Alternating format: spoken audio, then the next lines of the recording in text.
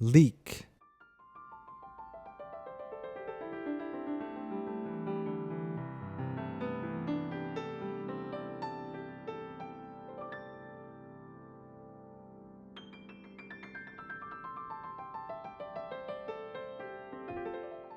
So here's our leek, and we want to ensure its leaves are dark green with no slime on its surface.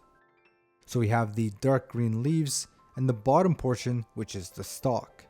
We'll slice a bit off the very top of the leaves as they can sometimes be weathered. However, these would work well in a vegetable stock. We'll then separate the stalk from the leaves.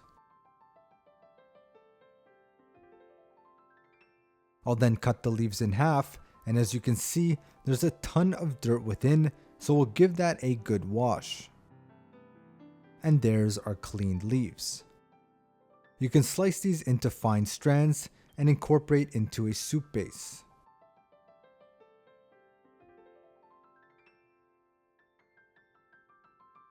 However, the star of the show is the stalk.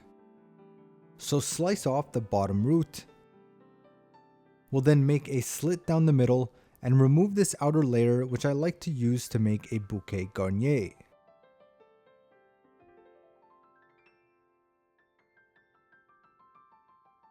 I'll then slice in half, and these inside layers is what we need to clean and where dirt is usually trapped.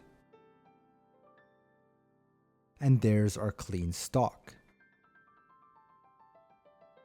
We can cut these into half circles.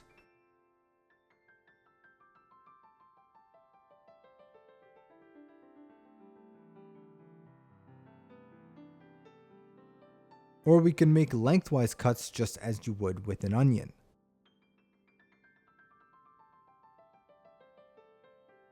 Then we'll turn and begin to slice, which will give us a nice chopped leek.